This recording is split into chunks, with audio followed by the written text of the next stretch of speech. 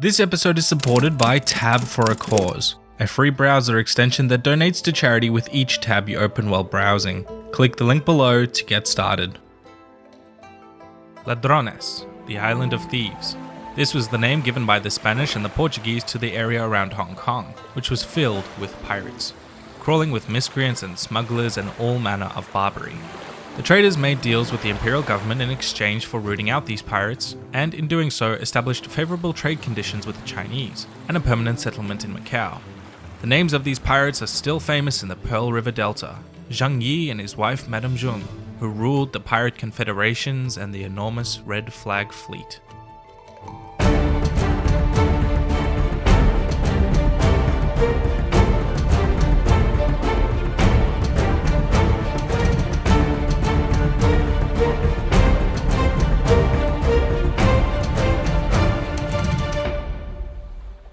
Before the British arrived, Hong Kong was mostly a small fishing community and occasional haven for pirates. They had come to buy Chinese goods such as tea and porcelain, which was highly prized back in England. The conservative Chinese government, however, restricted trade with foreigners to the port of Canton, or Guangzhou, and local officials taxed imports at very high rates. The bankrupt East India Trading Company soon found itself at a huge trade imbalance, buying highly prized Chinese goods with the only payment the Chinese would accept: silver.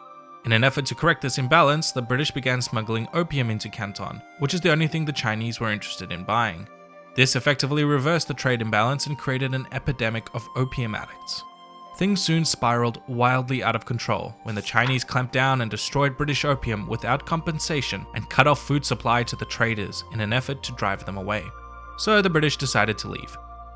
Just kidding, they stayed and were eventually attacked by Chinese ships on the island of Hong Kong. Now, I don't think the Chinese are aware that you just don't mess with the British Navy in the 19th century. The British sent in ships and soon won the so-called Opium War, and China was forced to hand over Hong Kong Island to the British, as well as abolish the Canton-style import taxes and open more trading ports. The first British institutions began showing up, mostly churches and missions to spread Christianity. When mainland China became embroiled in conflict, the British invaded Beijing in an attempt to force a handover of the Kowloon Peninsula to give Hong Kong Island a buffer zone.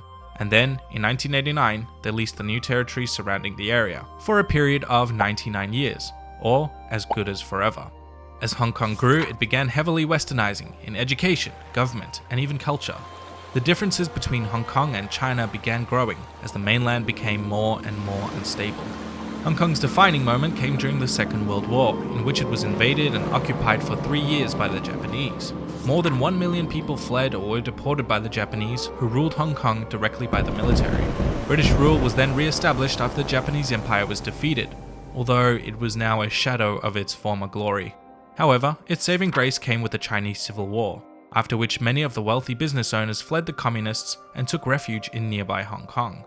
As the prosperity of a nearly unregulated capitalist society took hold, so too did inequality skyrocket, and hundreds of thousands flocked to the prosperous island, living in poverty and extremely dense living quarters. Fires and diseases were rampant. When the West blockaded trade with China for its support of North Korea in the Korean War, Hong Kong had to do a complete 180 on its economy. Hong Kong's wealthy white-collar elite turned to finance, consultancy, electronics, and manufacturing, which caused a huge boom in prosperity. Hong Kong became ridiculously wealthy in the next few decades and earned its nickname the Pearl of the Orient. In the 70s, it became much more progressive, with landmarks such as equal pay for men and women and social programs to subsidize education. Life expectancy rose and corruption fell. Uncertainty over Hong Kong's future began with the lead-up to the lease expiry in 1997, in which China demanded not only the new territories, but Hong Kong Island as well.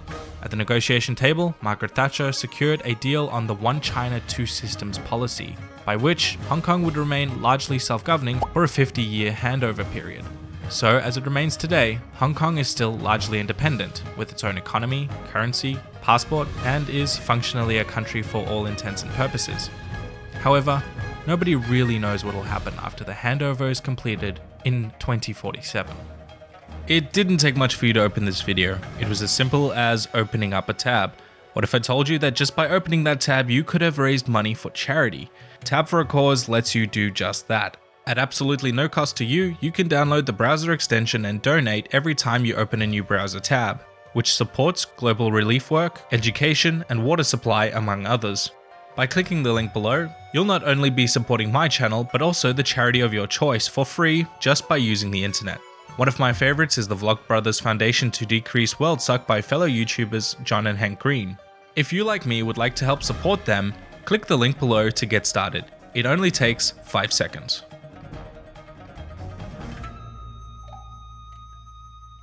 Thank you everyone for watching. Please like and subscribe. If you'd like to support the show, you can do so on Patreon, and you can follow me on Twitter. Until next time.